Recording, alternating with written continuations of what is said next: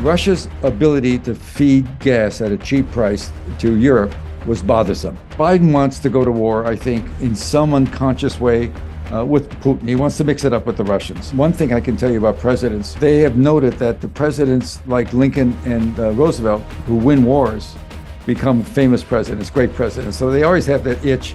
And particularly a president at war always gets better ratings than a president not at war. The agency, a group in the covert world, was assigned a mission. We want to do something to convince Putin to back down. The question being asked of the White House, do you want something reversible, like sanctions, or something irreversible? And the word came back, irreversible. That means kinetic. So the option was, of course, take out the pipelines. Why not? So the U.S. made a conscious choice to also communicate to Europe that, guess what? Our political aims are more important than you and our alliance, which is NATO, which we're supposed to all stick together. In this case, it's not. And we want to let you know we're willing to do these things. So they let Putin know and Germany know. You just said it in 2 sentences. I do believe he does not want to conquer Western Europe. I don't believe he wants to retake Germany. I don't believe he wants anything more. He wants this buffer, this Ukrainian buffer. I wouldn't mess with the guy. He's going to win this war.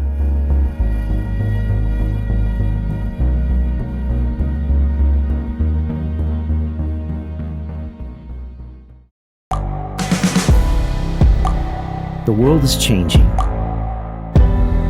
Inspiration is everywhere. It has never been so easy to connect, share, and bring people together. We're learning from others and finding the best in ourselves. Challenging our beliefs. Sharing our vulnerability. Overcoming our fears. Transforming ourselves so we can transform the world. How far can we go? This is London Real. I am Brian Rose. My guest today is...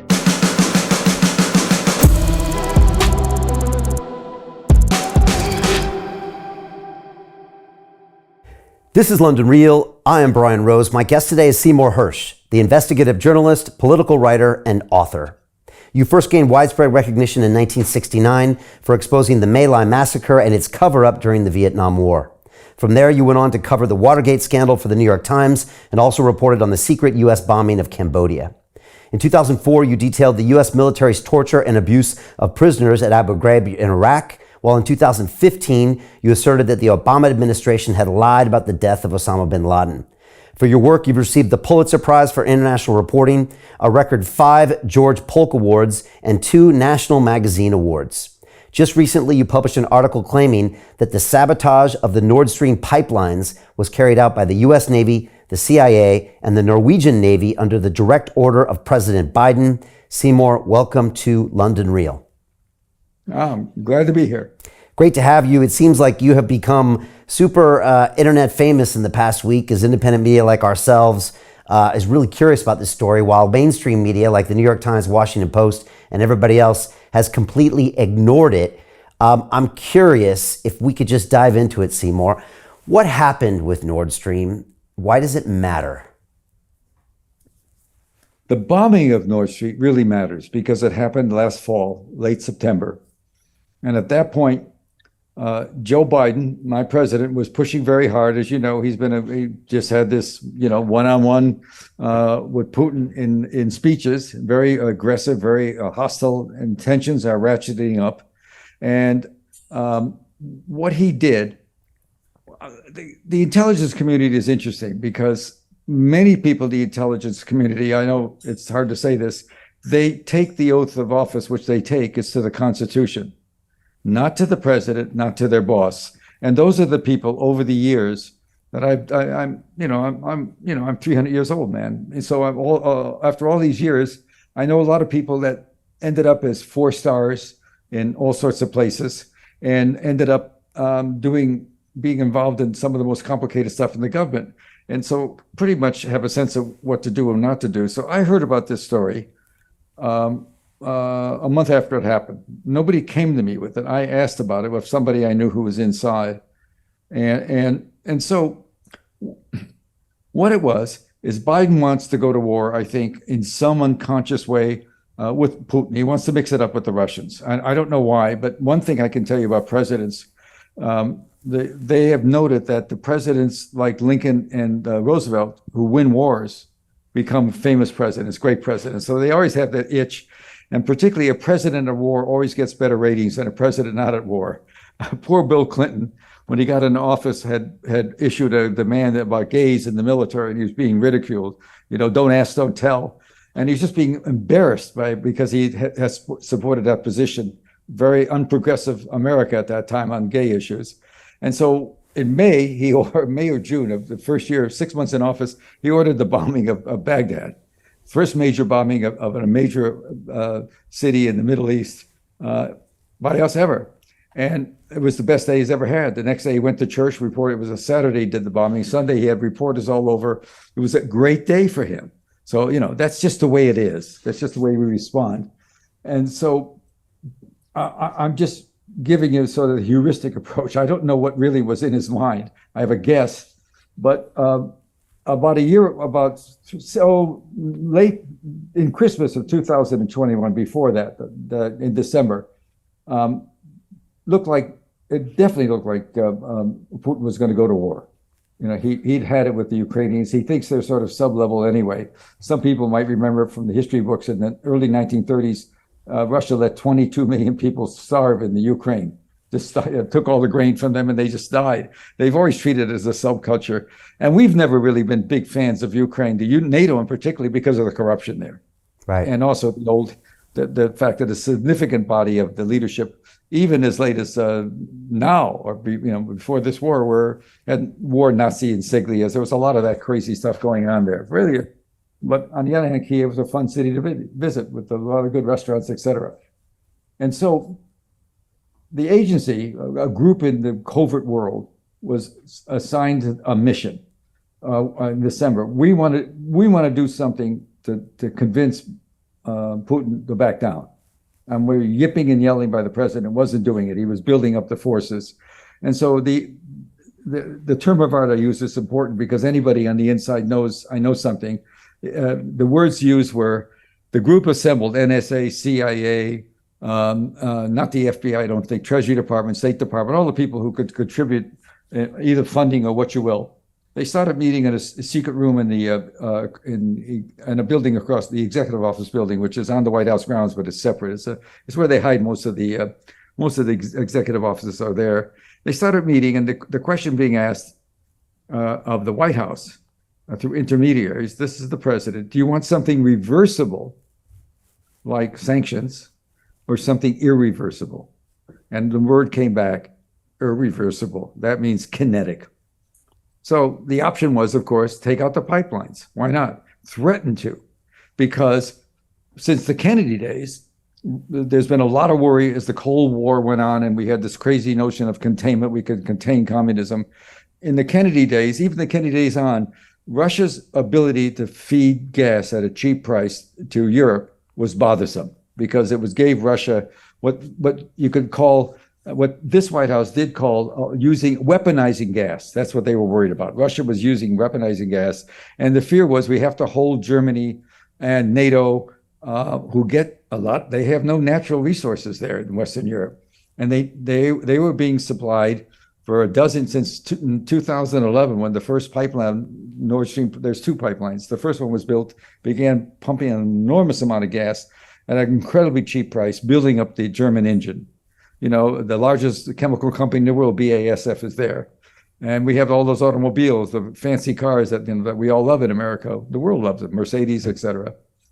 And so what to do about that? That was always a problem. So the war starts, and we're pushing, NATO's involved, we're pushing Western Europe, and the Germans, we want more tanks, planes, guns, etc. And at some point, and so the idea was, give them this option, but once the war started, the people in the field, and they went to Norway because the Norwegian sailors, I actually published a piece today about Norway's role in Vietnam. Norway had a huge role in building up the Vietnam attacks we made against the North before the war was even declared. And then And Norway and the U.S. always have had a close relationship. They were the first one to join NATO in '49, and got it. it's very close. And they have Very close. high Very level hostile to Russia, Navy too. and underwater crews as well. Well, and also don't forget they have 1,400 miles of ocean, all the way. Norway goes 1,400 miles from European Oslo, all the way up to the Arctic Circle, where they run into Russia. Right. And so we have built in the last decade, we have put up the most advanced synthetic aperture radar. They cost hundreds of millions, if not more, radar to monitor the Russian nuclear weapons fields across the mountains in Russia, northern Russia, Kola Peninsula. Really cold up there. Anyway, and so we built bases. We've added to their Air Force. We work closely with their Navy, and of course, we worked very closely with them in the early stages of the Vietnam War. We were running Navy SEAL teams and operations long before the war began. I mean, we were working against the North, and doing a lot of aggressive stuff that wasn't long before anybody in America knew much about the war, that Kennedy had sort of pushed to. Anyway, that's all ancient history. It's a place that fits because they keep their mouth shut. Right. And I was unfair to them. In the story I wrote, I said they made profit. They did make a good profit because the price of gas has gone up, but the amount of gas they ship to Western Europe has only risen about 3-4% since this the pipeline was shut down. The price of gas, though, has made their profit doubled. So the price right now, even though it's been a warm winter, people are paying. It's 3 to 4 times as much in Italy, 5 times as much in France for electricity, and power plants are generated by oil, and so the price is going up, and so anyway, so these guys are watching this. The guys that did it, I mean, and they do, as I say, they take the oath of office to the Constitution, not to the president and not to their commanding officer. These are tough guys. They like to do stuff that makes sense to them. So they did plant the bombs. They were ready to go. They could go at any time, but Biden said no. They initially got it done in June. He said no then. And then by July, August, with the war on, they thought it's okay. Late September, he orders the hit. They do it.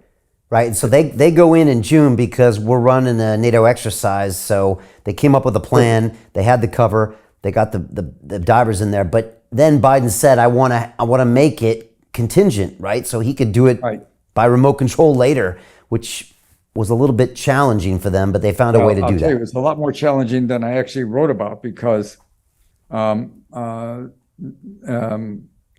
a lot of reasons. One is, of course, when you communicate to bombs that are set to be triggered by a signal sent by a sonar, it's low frequency because the water burns up high frequency. It's low and slow. And it's, the way you do it, to make it really simple, when you're a kid, you probably played these games, knock, knock, knock, knock. It's like 3 knocks and 2 little ones.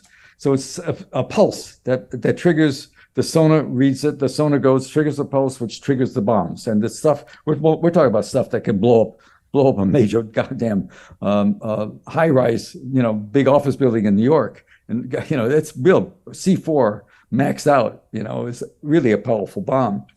The pipeline's covered by steel, and it's also covered by concrete, because otherwise you don't want the salinity in the water, even though Baltic's much less salty than the Atlantic. Is still salty. You don't want it to eventually corrode.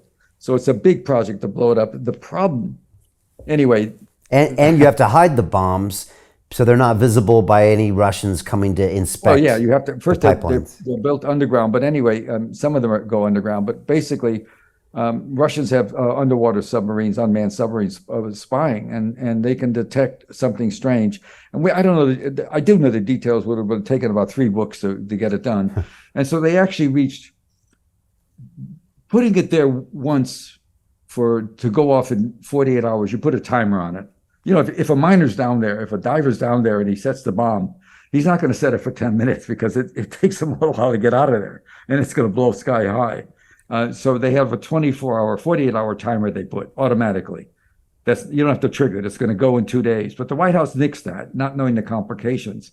And then you have a big period of how long did they wanted to stay underwater? 1 day, 3 days, 3 months, and so there was a lot of problems about it.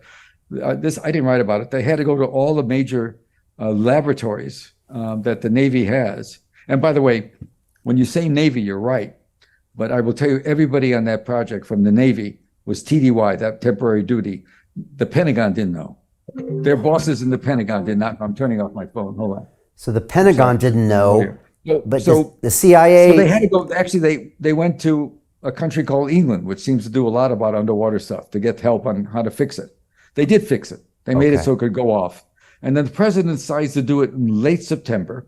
By this time, if you remember last summer, it looked like Ukraine had won a great victory. They were rolling through. The Russians fell back. Well, it turned out, as the fall went on, at the best you could hope for by late fall would be a stalemate, that maybe you can get through the winter and do some serious negotiation, and maybe you can get Russia to back off a little bit on Crimea, not likely, but on some of the provinces that are, the provinces, Donbass, that are in play. So when they popped it, here's the thinking that I get. Biden decided to blow Nordstream 2, which was controlled by Germany. The first one, Putin had already shut down the first one in anger, off the rhetoric. The second one was still there, ready to pump. It had been built, it had been constructed. He shut it down. The Germans shut it down. And the fear was Germany was getting anxious about the war. There were so many economic demands. There were also, there was also pressure from Western Europe. And there were questions being raised about what are we doing? Are we going to, there was a lot of fear that they were going to end up in a protracted war with Russia that they would not win. And so Biden's fear was that Schultz would say, the hell with this. I got winter coming. I want the gas. I don't want my people, my companies to go dry this winter.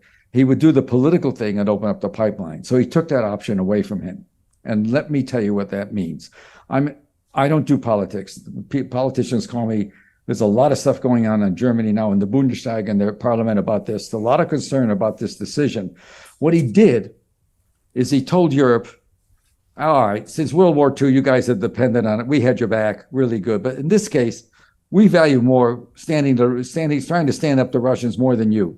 So be cold and have your industry slow down. And right now you have the biggest, as I mentioned, BASF talking to China about maybe, doing some business there, moving some things there, because they don't have the gas costs too much. The biggest corporations in the world, that is the biggest chemical company, is looking forward to a lousy next winter. Over between September and October in the fall, it was a very mild winter. They built up stocks so that winter came, they could get through this winter. They will get through it, even though prices have gone up. And I think the Bundestag, the temperature's kept at 60 degrees. A lot of people there are wearing, their ski underwear. I assume everybody in Germany skis. Why not? I would if I were there. Anyway. So the U.S. made a conscious choice to also communicate to Europe that, guess what? Our political aims are more important than you, and our alliance, which is NATO, which we're supposed to all stick together. In this case, it's not. And we want to let you know we're willing to do these things. So they let Putin know and Germany know. You just said it in 2 sentences. That's okay. That's what the thinking of the people involved. And that's probably why I was learning as much as I did, because there was a sense that the president had sort of misused a very significant element. And there, look, I've been talking to people that came out. I did a story about a My Lai massacre. It was 18 months afterwards. Nobody wanted to publish it. Nobody believed the story. There were polls done when I published the first story in some not left-wing, just a magazine, a newspaper that had American correspondents who knew Vietnamese, called Dispatch, but nobody was paying much attention to it. I couldn't get a major, even though I had been around. Anyway, I can't tell how hard it was to not only have interviewed the guy, Kelly, that they charged, and have a copy of the charge sheet, and still not get a major paper to prove it. It's not like, in this case, I don't have a document. And so I get so many people that ask me, well, how can you prove it? And I said, I had the same thing after My Lai. I didn't have a video of it. I don't have a video of these guys under the water digging around, but that's a crazy standard, because I eventually went to work for the New York Times, I got the first real writing job I got after doing Me Life was at the New Yorker, the best magazine in the goddamn world at the time. I went and saw the editor, William Shawn. Everybody said, he won't even talk to you. Within 5 minutes, he hired me. And I did stuff for him for a couple of years. And then the editor of the New York Times, Abe Rosenthal, was very conservative, but damn it, he liked stories. And he hired me and he let me go. He said, just go. And I wrote stuff. I wrote about the CIA spying on American students. I wrote about the CIA going after Allende. I wrote some NSA stuff that I don't have to brag about because in principle, I like the idea of having intelligence collection. I didn't like them turning on us. That's what they did at one point. The CIA began to spy on American citizens. Yeah. And they're too good to do that. They got stopped, and that led to the famous hearings, the Church Committee, the first time the Senate tried to do something. And by the way, it's no shock to me that the Democratic Senate, led by Chuck Schumer, I haven't heard a word from anybody. There hasn't been a word said in Congress about this. Yeah, so let's talk about the reaction to this piece, because first of all, the mainstream media haven't picked it up at all. The White House press secretary denied it, I think, when they were asked by reporters afterwards, or they went out of their way of denying it when they weren't even asked. There's been some Republicans in Congress that are now asking around saying, wait a second, if this was covert, shouldn't we have been notified? What has been the reaction? What surprised you about that? What hasn't surprised you? Well, I know that if you want to get away from the story, and when I did stuff, I mentioned the story I did on the CIA spying, completely contrary to their every law set in the books. They were never supposed to touch anything like that in America. Yeah. I told the New York Times, I've been working on it for 2 years. I told my editor 2 days before, I wrote 7,000 words in the paper with 7 unnamed sources, okay? And nobody called up and said, who are the sources? They'd asked me earlier and they learned who they were. So on this story, they ran it all over the front page. And that's the power of the Times, which isn't being used now. But now you use the fact that I'm not naming a source. My name is Jim Rickards. I'm a former advisor to the CIA, Department of Defense, and the White House. In a moment, you'll have my own evidence that very few people have seen. You'll see how I believe 2 acts of democratic stupidity are about to combine into a storm that will change America forever, the American Energy Armageddon. In fact, due to specific circumstances created by the Armageddon, it's possible you could now win big while others lose. You see, there's a universal truth. In times of crisis, money moves. During the coming energy Armageddon, most Americans will face new hardships, but not all. A few will win and win big. You're about to see how the energy Armageddon could create a one-time opportunity to secure new substantial wealth. If you want in, keep watching. Right now, today, America is running out of gas, diesel, and oil. Our national fuel reserves are down 50% or more from where they should be. It's so urgent, major suppliers are calling it a code red emergency. We don't have the refining capacity to catch up, and we're shipping most of what we have to Europe to bail them out of Calamity Joe's Nordstream crisis. We're now facing catastrophic fuel shortages I predict will collapse our nation's energy grid. When it happens, every citizen will see firsthand the Dems' obsession with green energy is a scam. In fact, I'm going to show you my evidence that outs them as shameless hypocrites. That's not all. I predict this storm will bring about a new social order to our country. Many who are now rich will find their accounts drained, and those who are poor will turn to desperate measures to survive. I'm talking about civil unrest, a massive crime wave, and violence in our streets. Most will suffer under Biden's energy Armageddon, but not everyone. Some good Americans will win. They'll take advantage of wealth-building opportunities created by the upheaval, which I'll reveal here today, to vastly improve their personal economic situation. And that's the most important thing I want to share with you. Now, if the idea of winning while others suffer makes you uncomfortable, no problem. Then this presentation is not for you. But the way I see it, our great nation was built during times of crisis when a few smart people recognized opportunity and seized it. If you see the storm coming, if you know Calamity Joe and his ilk are steering us straight into it, and you want to not just survive, but thrive by using the crisis potentially to grow your personal wealth, then you're exactly who I want to reach today. Give me about 3 minutes of your time. I'm going to show you everything right now.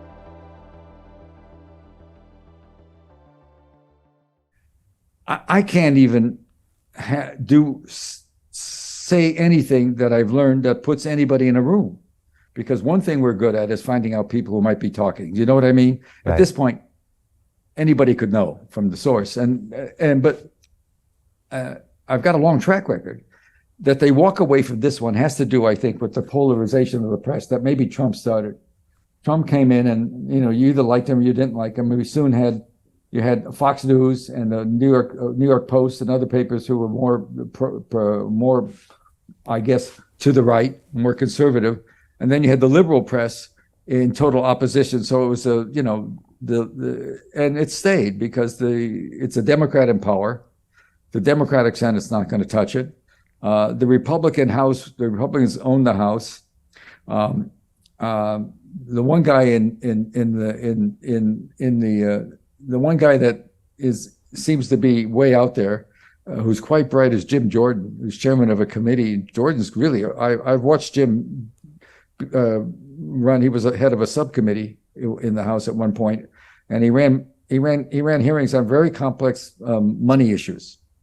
A lot of money issues, and he understands things. He does his homework, but he's caught up in trying to find out what's going on with Hunter Thompson, the son. That sort of peripheral issue. Why they're not looking at this more seriously? You mentioned that there's some talking, but there's been no serious action taken to find out. And let me tell you something. About the power of the White House. This happens on the 26th of September. He stiffs Europe, basically, and 4 days later, there's a news conference, and the press corps. Jake Sullivan, who's the national security advisor to the president, one of the gaggle that was always for expanding NATO during his career. That's been one of his things. So Sullivan gives a briefing, and finally somebody asks him about the pipeline that blew up, and he does the thing. Well, we don't know anything, but he says very carefully, very interestingly, but Denway and Normark are going to be looking at it, and we'll, of course, we have no idea. It looks like the Russians did it. The Russians are behaving in the ways they do, dropping that stuff, the usual stuff. And no reporter seems to know what the president had said, the threat he'd made earlier. That isn't mentioned, because that's pretty important in my version of the story. Anyway, and he says there's going to be an investigation. The Swedes and the Danes are doing an investigation. So, okay, we got an answer. A month later, the Swedes and Danes, after their investigation, guess what they report? They concluded something happened underground. There was an explosion that probably was sabotage. That was their conclusion a month later. It's comical, really comical. And meanwhile, and so here's the president of the United States. He has the power to do something to send out something called a tasking order. The president can task the community, and he's got a lot of options. We have something called the Office of National Intelligence, which is the poobah. They're in charge of all of it, the known and the unknown and the down and dirty. And they have a director of intelligence who has the charge to do any investigation. He's not asked to do anything. There's also the CIA, which has a directorate of intelligence, which puts out a lot of superb stuff. All the machinations of the agency, its intelligence is usually, it can sometimes be tilted, but a lot of times it's quite brilliant and very straightforward, particularly when they work with other allies. And nobody asks them. And then there's a little black intelligence service. I think one time it was called the C Shop, where there's the guys who write the intelligence for our boys who do stuff like in Norway. That's a separate wing. The way it works is the guys in Norway are known to themselves. The head of the CIA may know they're there, but if he asks, should I know more? They'd say no, and he'd say, okay. The White House only knows something's going on. That's the way it should be, and that's the way it was run. But they're not asked. So here's a White House that's, talking about the Russians might have done it, and there's an investigation in Denmark and Sweden. But the White House isn't asking anybody in its own agency, which does superb work. They intercept, we have access to all the communications. Don't believe we stopped collecting stuff from Europe. Please don't believe that. From your people. Everybody monitors everybody. The Merkel thing was pretty bad because it got exposed when she was overheard, but never asked. So ask a smart guy inside, as I have. So why didn't they ask? And the answer is, well, because they knew the answer. Why would you ask the community to do something and have them find out what we know? We know we did it. Right. So the press doesn't even think that way because I don't know why. So all things point to this. This is the biggest open secret to everybody in the community. There's no doubt to anybody who's anywhere near this that the U.S. did this, from pipeline people to anybody. The pipeline people and the people who were involved working with the companies, don't forget it was a huge, big enterprise that put 1,500 miles of pipe underwater. And there was a big community, and they had a lot of people they hired to represent them in Washington, and a lot of very good oil people worked for them. And also all the poobahs that own the companies that finance the piping is usually done through you'll go to some major slush fund and get money from them, an investment corporation. But basically, I know I have physical reason to know things in my hand that they all understood right away it was Russia. It was not Russia, because that made no sense. They all understood the only player was, I don't know, is Montenegro part of, I always keep forgetting to look, is Montenegro part of NATO? Maybe not. Montenegro did it by itself, but I can guarantee you NATO didn't do it, because they'd be shooting themselves in the foot. Right. And so anyway, there you are. You've asked the right question. I had a question from former guest of mine. His name is Jim Rickards. He was a ex-CIA advisor, writes a lot of books about money and about global supplies. And he said this. He said, isn't the sabotage of Nord Stream tantamount to an act of war by the U.S. against Germany? Even if Olaf Scholz approved the attack, isn't that an act of treason against his own country? Lastly, he asked, how long will the German people be expected to act as U.S. flunkies? I'm curious what you say about that. I hear Olaf is headed to D.C. in the next week or two. Well, there was, I've been in touch, I've been talked to, there's a lot of groups that are doing investigations. And some of them are even, some of the major universities are doing ad hoc stuff, because it's so obvious. I have no way of knowing what Schultz was told or not. He was with the president. When Biden made that blunt statement, we will stop it, we can, he was there. He then said something that I did not put in the article, because what he said was, I support America and all that. I didn't want to suggest that he was saying he agreed with him about what was going on, because I don't know. It's a question he's going to have to answer. I hear he's coming to Washington in maybe next week, like a good puppy dog. I don't know. They'll do the song and dance. Right. He'll deny any knowledge. The problem is that the White House is in the position of the only thing they can do to salvage something in this mess they've made is deny it. So Right. they're never going to admit it. Right. It just won't happen. It'll be one of the great mysteries of the Western civilization. And how they anyway. And ultimately, it was probably a smart power move, because they've shown their strength. And like you said, Biden's popularity has gone up. It's probably his only chance of winning an election is by doing this. Of course, 2 days ago, he shows up in Ukraine, in Kiev, next to Zelensky with his sunglasses on, walking around. I mean, it all seems to be going along the same lines of, this is the way to get reelected. I'm curious what you think about that. Well, the thing I published today was about Lyndon Johnson, and Norwegians working with us, and Johnson lying to start the war.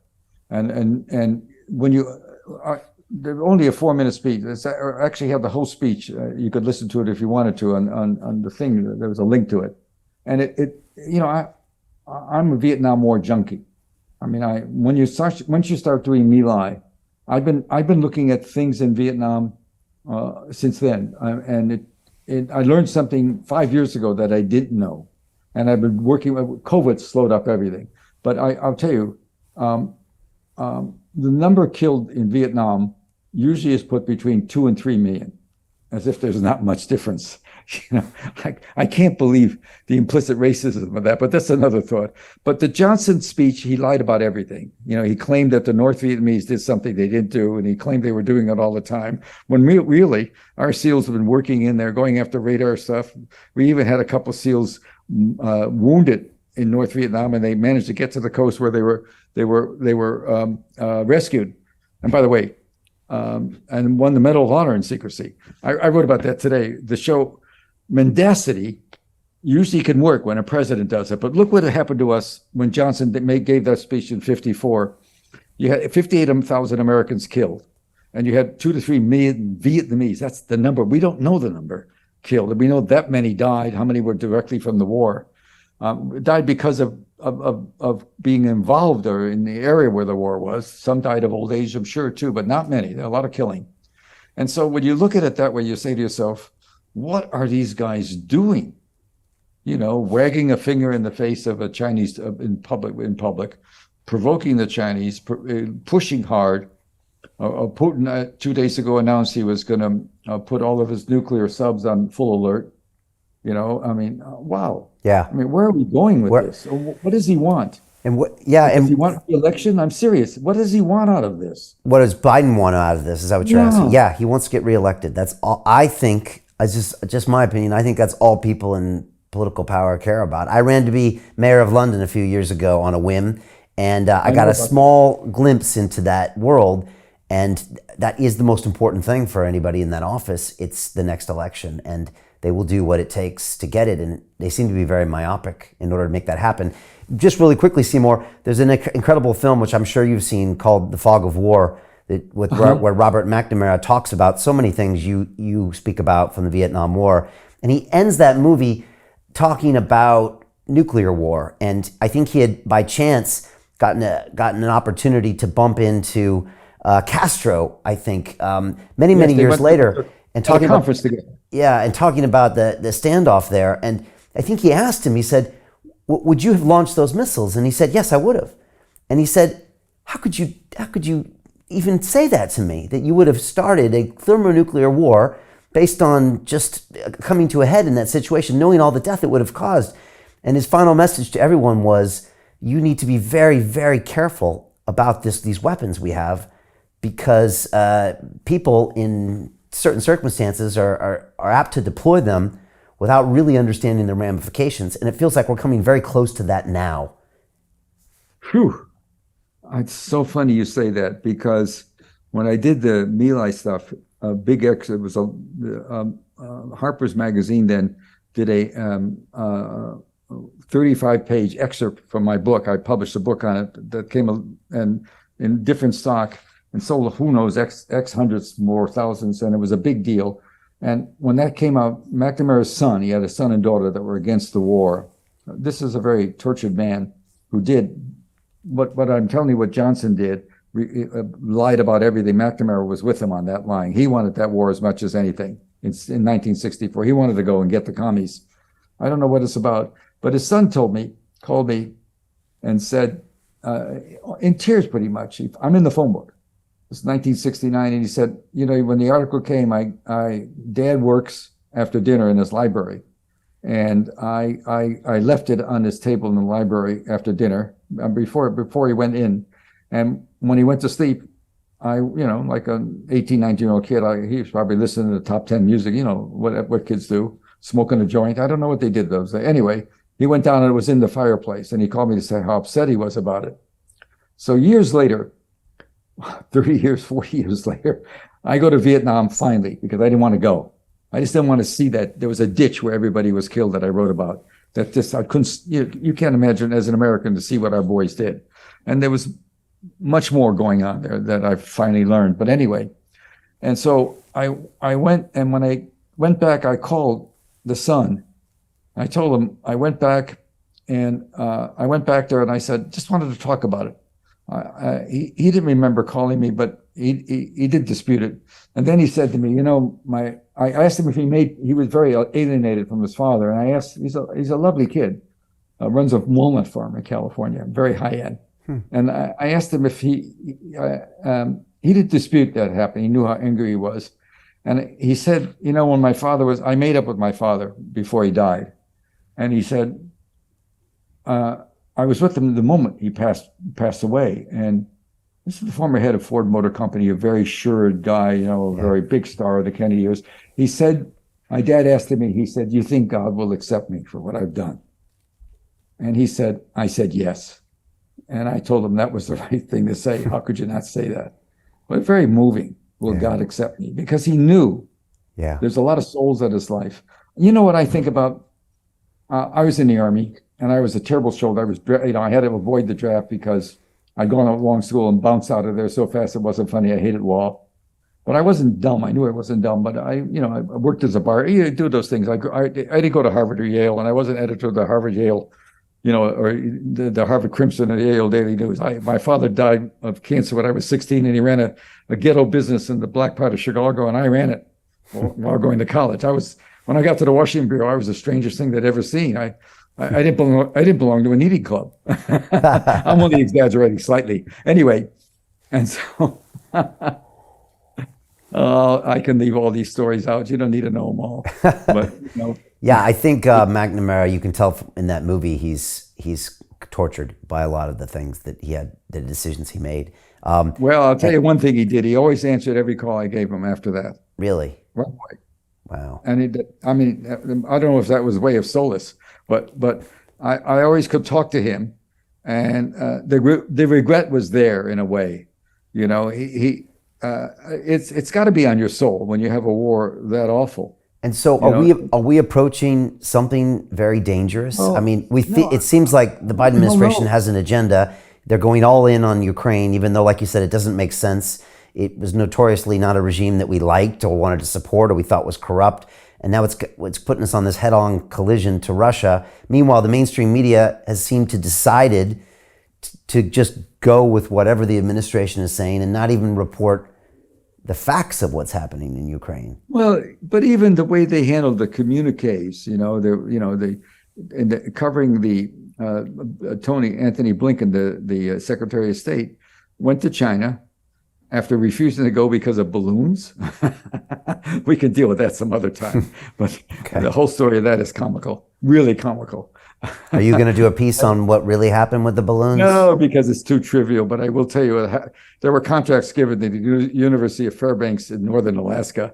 They needed coverage over when most of the major airlines go from Asia to America over the North Pole. Yeah. There's no weather station there. And the pilots, even though at 30,000 feet, it'd be nice to know if there was a sudden downdraft or something going on below. They needed to know. So the Fairbanks got this contract to send up balloon type things. They were vehicles, really. That's what they shot down to monitor the weather. They had a federal contract. The government paid for that. And of course, nobody's talking about that. They shot it down by accident, or they shot it down to make it look like they were doing something? I don't know what they did. Okay. I have no idea what they were doing. But anything to make a fight with China, that's the way it goes. Does it surprise you, Seymour, that an 85-year-old guy writing on Substack can break something that shocks the world? I didn't know how powerful Substack was. I have a friend, Matt Taibbi, who writes a lot for Substack, and he was telling me, he pushed me into it. He said, it's amazing. And I will tell you, it's a very discerning crowd, because a lot of people have been waiting to somebody to explicate the Gulf thing. It was just a mystery. I don't know why my own newspaper, I've said privately to somebody I know there, and I've said not that much, only a couple of times. It was New York Times. I mentioned that the pipeline people know something, but nobody's chasing it. It's just, and look, do I see the Democrats, as I said, having a hearing on it? When we were in My Lai days, the Democrats were against trying to stop the war, with a lot of Republicans.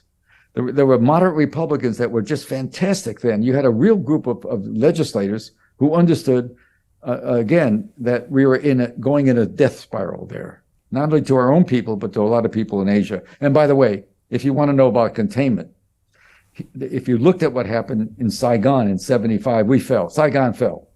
And a couple of weeks later, Cambodia fell. Communists took over, crazies. And a couple of weeks after that, Vientiane and Laos fell. So the whole purpose that we gave for explaining the war was it was to contain Red China and North Vietnam, contain the communists. And so everything we were fighting for collapsed within a month. And guess what happened? Nothing. They all became eventually, we're the largest trading partner of Vietnam now, which used to be North Viet, was the North one. The country's unified. Nothing happened. So all that stuff we were doing, containing China, who lost the whole notion of containment, that's what I've been looking at. It falls on its head. It was just wrong. And so when David Halberstam was a wonderful guy and a friend of mine, wrote a book called The Best and the Brightest. And I always wondered, because they weren't that bright. They may have been the first in their class at Harvard, but in the real world, they like McNamara, who's head of Ford, was a whiz kid. They had no common sense when it came down to it. But I understand now that title was sarcastic. I wish David died long ago, and I wish I could have asked him about it. So Anyway, there this we go. this policy of containment. Would you look at would you look at our treatment of Ukraine through that same lens? Are we fighting a battle that we're going to look at 50 years from now and say that was just ridiculous? You can't Well, of course. you can't push something uphill. You can't stop. But every business knows if you go do anything in Ukraine, the first thing you have to do is start paying off everybody. Right. And I will tell you that the rap on Zelensky, Zelensky's not unaware of the money to be made from American. Let's just put it that I don't want to say something that I shouldn't, but just because it's none of my business. But the corruption there it goes up to the top, and he's been told cut it out, and I don't understand. I don't understand. It's clear that the Ukraine army has been eviscerated, and the people are suffering terribly. And he's keeping on going, and Biden's keeping on going instead of pushing like a mother for peace. Your Boris Johnson did his thing. I think it's pretty clear in March or April when he screwed up some peace talks that were underway. The Turks were doing peace talks, and Erdogan, who I don't like at all because he's very undemocratic. Erdogan is keeping Sweden out of the NATO because I'm sure he's enraged at the fact that he had something going and we blew it in the spring with the Russians, because he has good contacts. He was taking oil from Russia, excess oil. Russia's done fine. Their economy's in a downfall. Inflation's high, the same as it is here, but it's not as bad as in the rest of the world. Certainly not as bad as in the UK, and he's certainly holding on. To continue watching the rest of the episode for free, visit our website londonreal.tv or click the link in the description below.